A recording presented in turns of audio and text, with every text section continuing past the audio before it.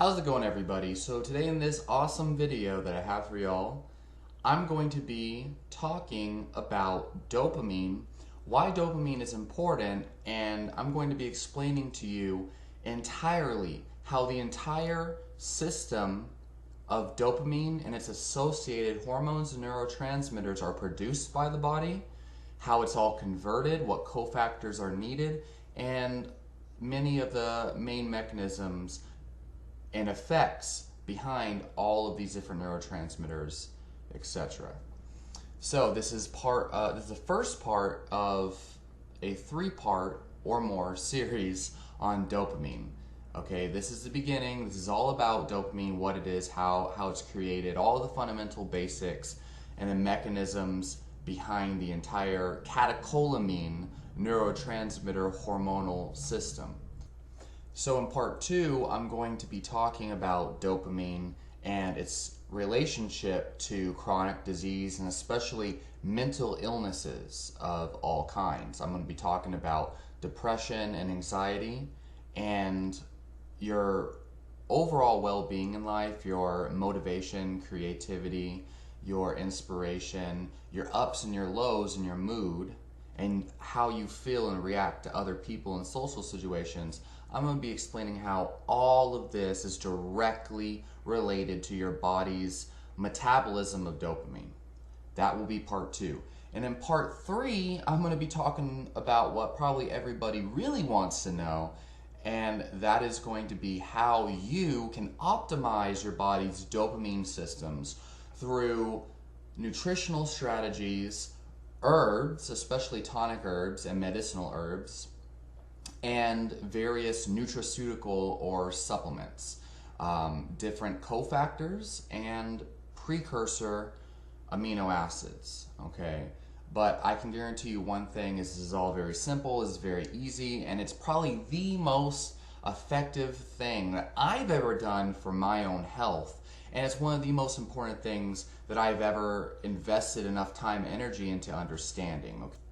Once you understand dopamine and the entire cascade of catecholamine neurotransmitters and hormones, and once you optimize your dopamine and catecholamine system, your entire life is going to be running on high octane, absolute steroid-like life transformation. It's absolutely fantastic. So without further ado, let's get right into it.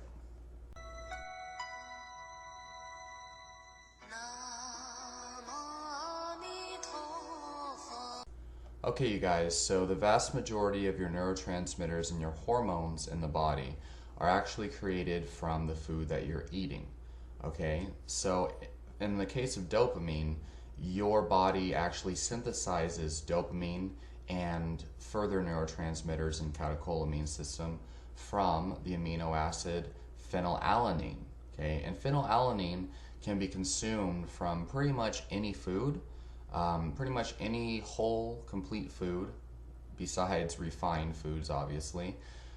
It's going to have a decent amount of phenylalanine, okay? Now, obviously, plant foods might have more or less phenylalanine in comparison and ratios to tryptophan and other amino acids, okay? And when people say that a food is an incomplete protein, what all of that really means is the ratio of amino acids, okay?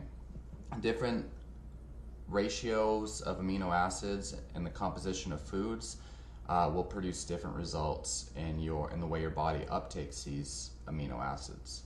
And in the case of phenylalanine, you really just want to make sure you get adequate amounts. There's varying opinions on what adequate amounts of phenylalanine are, but if you suffer from extreme anxiety or depression, simply taking a phenylalanine supplement will do you absolutely no harm. Your body excretes excessive amino acids through the urine, but it's more of a matter of, at the time of ingestion, various amino acids can compete with each other to cross the blood-brain barrier.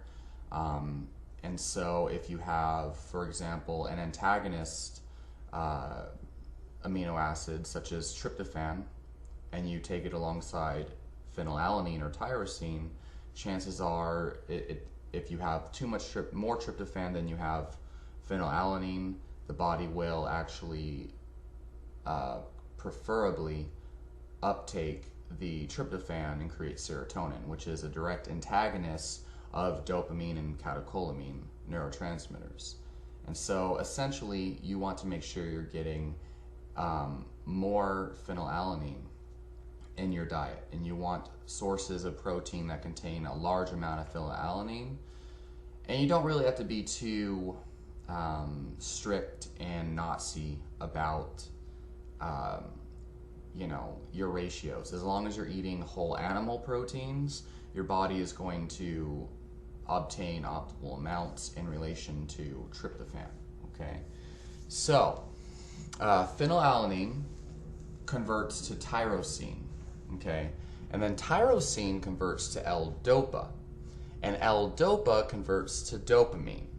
Now, from here, it's all going to depend on the state of your body, your neurotransmitters, overall balance, and essentially your nervous system. It's going to depend on your nervous system, how stressed you are, your sleep and your exercise. All of these things are going to determine where dopamine goes after it's been converted from L-DOPA.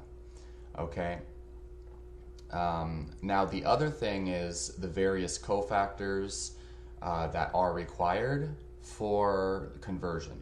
Okay, so after you create dopamine from L-DOPA, from tyrosine, from phenylalanine, from the foods you eat, then dopamine can be converted into adrenaline, or better yet, noradrenaline or norepinephrine, and then from there, neuroepinephrine or noradrenaline can be converted to adrenaline or epinephrine.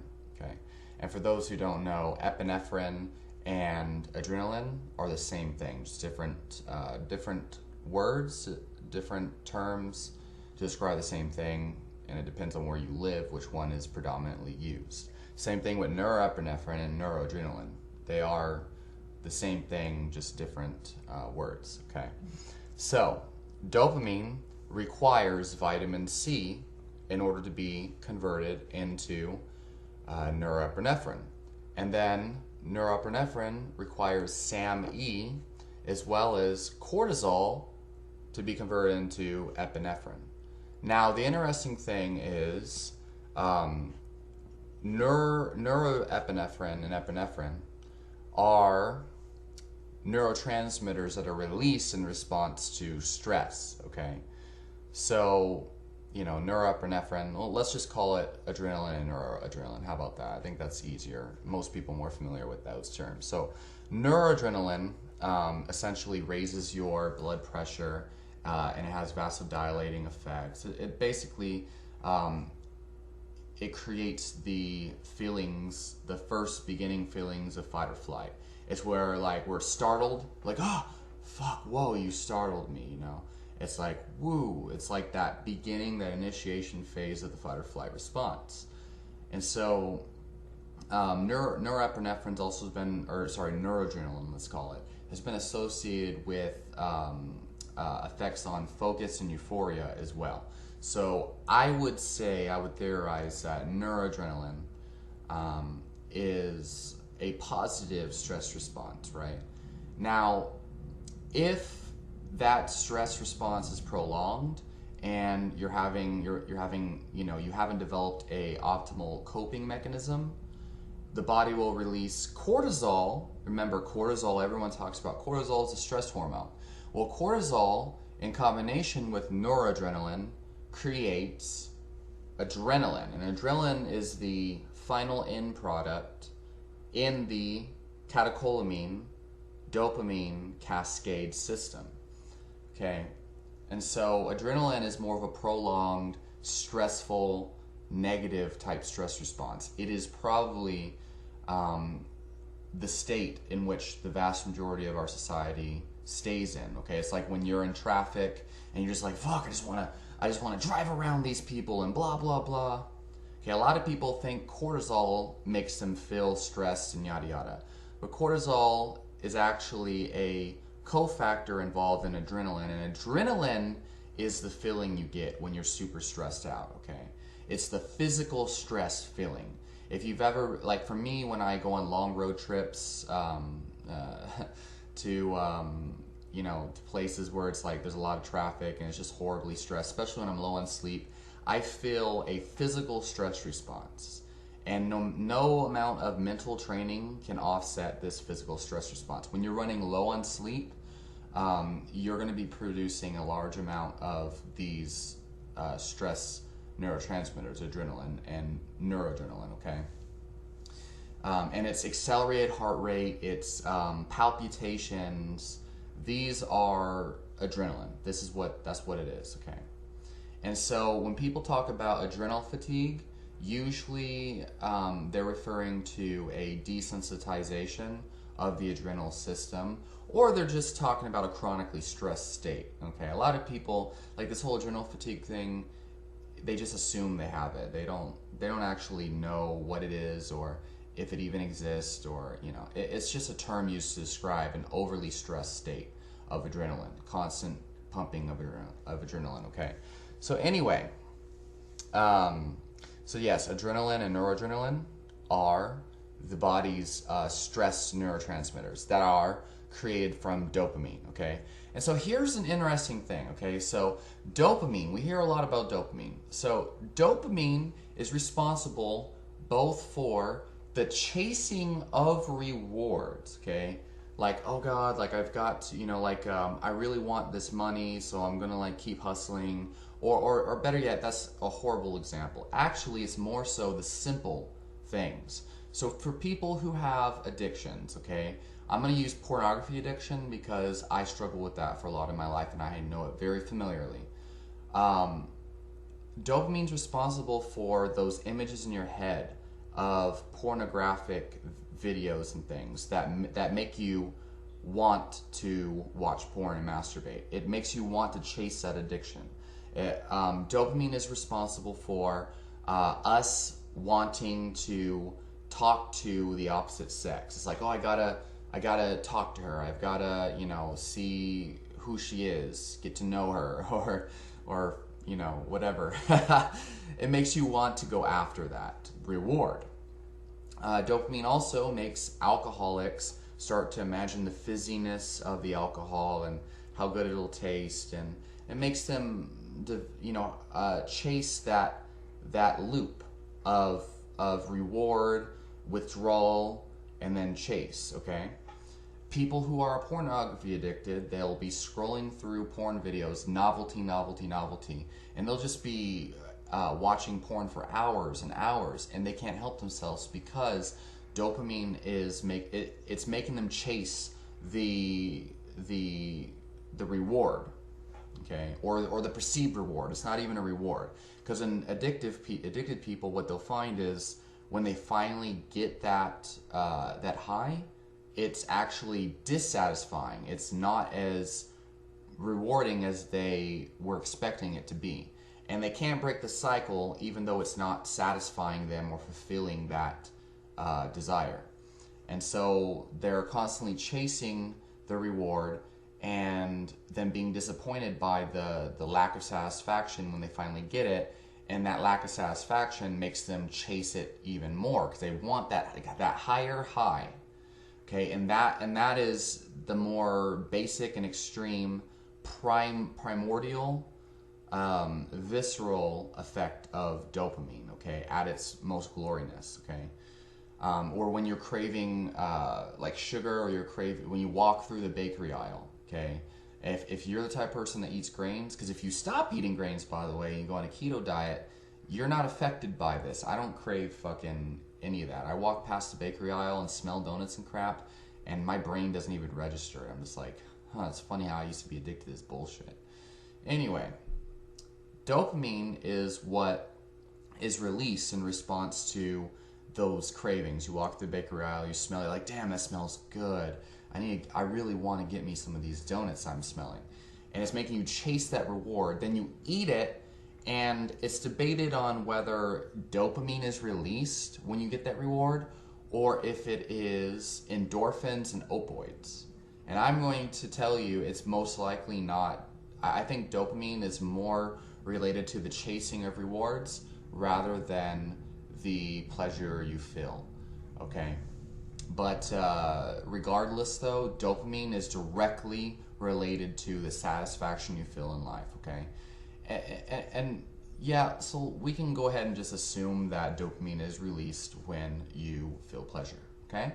Now, here's the thing. So when your dopamine is hijacked, okay, when you have addictive tendencies, okay, if you're the type of person that is constantly scrolling through Facebook, is always on Instagram, scrolling through Instagram, if you're the type of person that spends hours and hours on social media, especially if you're not talking to people, and another thing, if you're the type of person that is arguing with a bunch of people in YouTube comments, all of these are really behaviors that tend to happen when we're, at the very least, unfocused, unprioritized in life. But even more so, I would say this is common symptoms of a dopamine imbalance, okay? Where you're chasing and chasing and chasing things that don't really fulfill you, okay?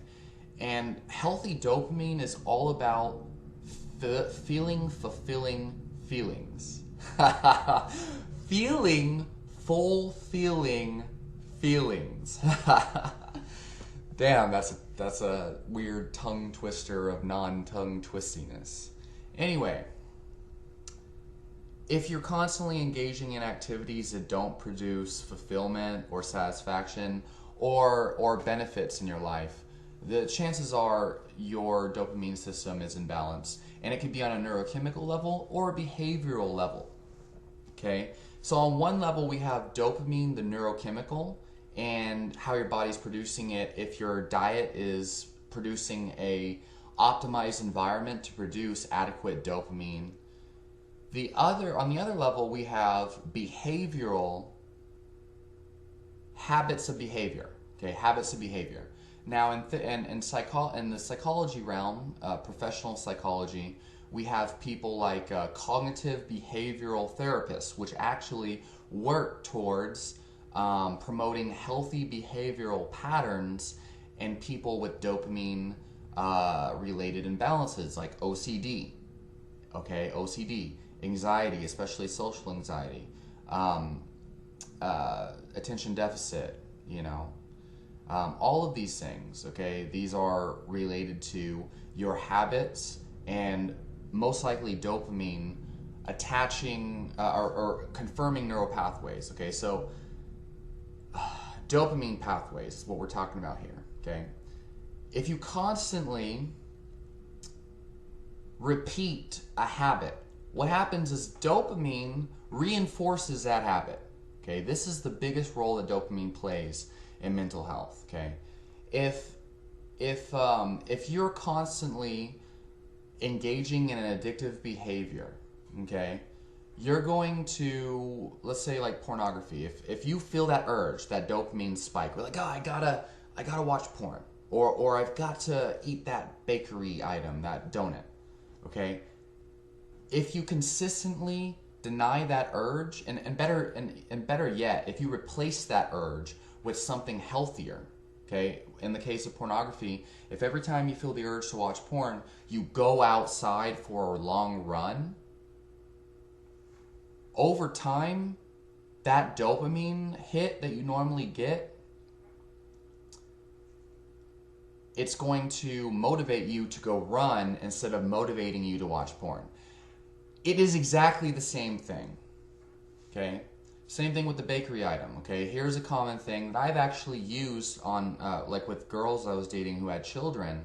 When they wanted chocolate, the dopamine hit and said, hey, let's get some chocolate. I told the girl, I was like, listen, your child wants certain nutrients that are found in chocolate or that their body thinks they're going to get from chocolate. If we give your child something similar but healthier to chocolate, the child will not crave the chocolate anymore. So I replaced the child's urge to eat chocolate and candy junk with donuts.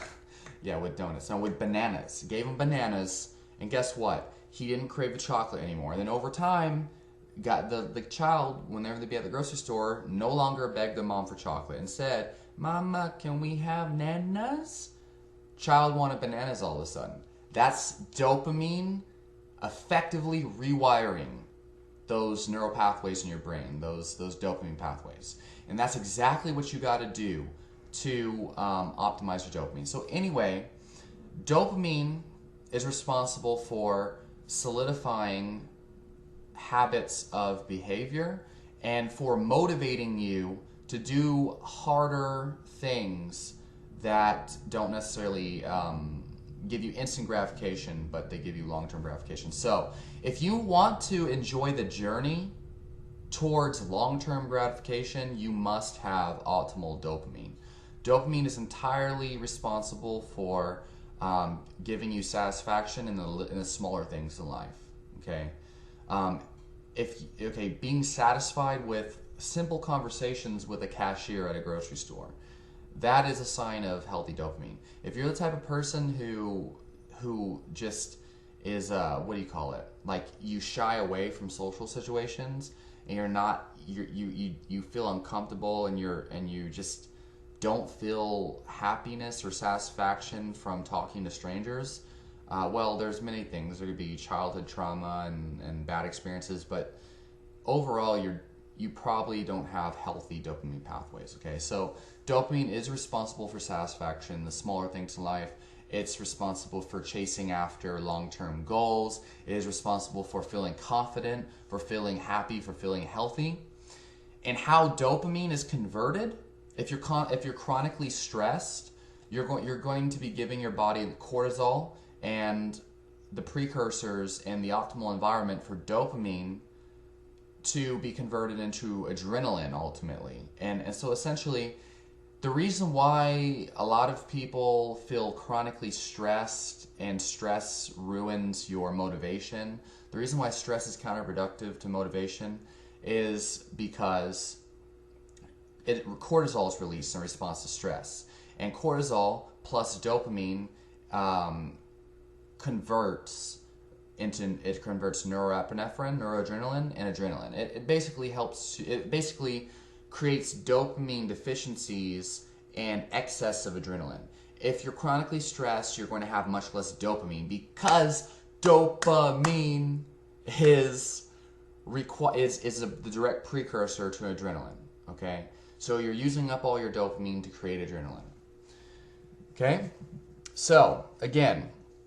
So phenylalanine in combination with vitamin B6 creates tyrosine through enzymes such as phenylalanine hydroxylase and aromatic amino acid decarbolase. Okay, and then tyrosine creates L-DOPA through a rate-limiting step, and the enzyme tyrosine hydroxylase in combination with vitamin B6, and it creates L-DOPA. And then L-DOPA is converted into dopamine through the enzyme aromatic amino acid decarboxylase. Okay?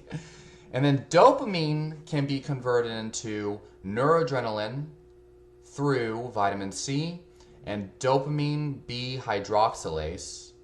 And then noradrenaline can be converted to epinephrine through cortisol and or SAMe, okay, which requires other precursors to be created.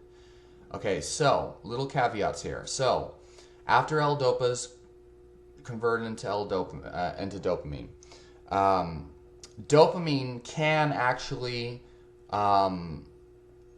exit the body through monoamine oxidase. Okay, so you know a lot of pharmaceutical medications, they are monoamine oxidase inhibitors, or MAOI inhibitors, right? And there's MAOI A and B, I believe, okay? And there's different types, okay? We know Ho Shou Wu can inhibit monoamine oxidase B. And there's various other ones like Abilify, etc., etc. So this can create dopal, and then through aldehyde hydrogenase, it can create DOPAC. Now, I don't know a whole lot about those, but I do believe that those are responsible for excreting dopamine out of the nervous system. Okay, so it's no longer circulating. And it's the recycling of the entire process. Okay.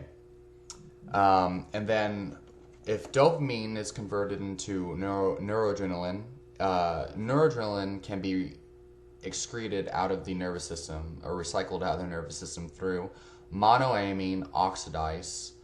Again, that's why monoamine oxidase inhibitors are theorized to work. What they do is they keep dopamine and noradrenaline circulating in the nervous system so that somebody can, and things like cocaine or other drugs or what bath salts supposedly inhibits these enzymes, which are responsible for recycling these neurotransmitters. And when you inhibit the enzymes required to recycle the neurotransmitters, you end up with unhealthy amounts of these neurotransmitters. So obviously, using enzyme inhibitors as a mental health intervention is retarded. Instead of inhibiting natural enzymes required for recycling neurotransmitters, what you need to do is supply the body with adequate amounts of precursor amino acids through protein, like phenylalanine amino acids, or taking amino acid supplements, in addition to making sure your body has plenty of precursor vitamins and minerals, like vitamin B6, magnesium, vitamin C, okay? I can tell you right now, this whole people who have depression and anxiety, their body gets rid of dopamine and serotonin and neurotransmitters too quickly. That's why we give them medications that inhibit the recycling of these neurotransmitters so that they can have dopamine and serotonin in their nervous system for longer periods of time, so that it doesn't recycle as fast and blah, blah, blah. Okay, that's essentially doing the same thing as things like meth and other things. This is going to promote the downregulation of these neurotransmitters, and it's going to promote the upregulation of receptors. Or actually, it's going to promote the downregulation of receptors. It's going to downregulate your sensitivity. It's going to make you desensitize to these neurotransmitters. It's a negative feedback loop, I believe is what they call it. The same way that if you supplement the body with too much testosterone, your body starts to create estrogen to balance it out, okay?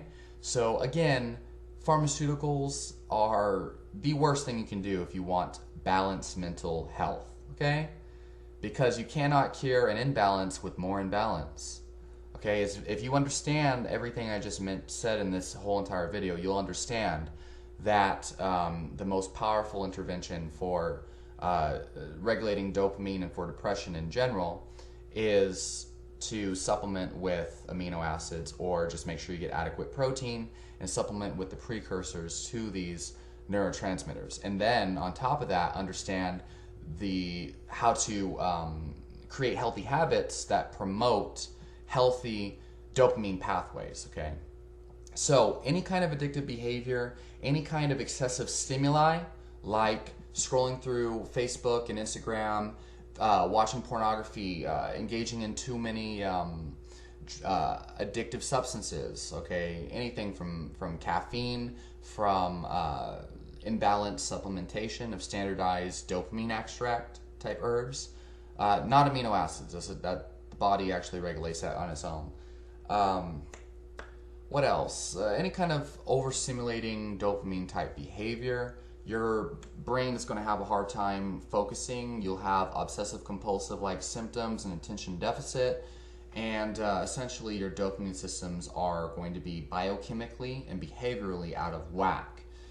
And so you want to conquer those behavioral patterns, abstain from these addictive behaviors that downregulate dopamine sensitivity, and you want to make sure you're eating a diet that's high in nutrient-dense foods that are full of vitamin B6, that are full of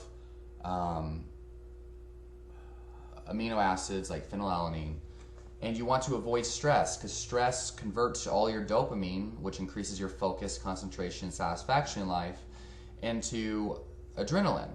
So if you're always anxious, you want to take care of this. You want to listen to the rest of my videos on dopamine, and you want to conquer it so that all your dopamine is not being converted into phenylalanine or into adrenaline. Okay, so that is going to be as far as I go in this video.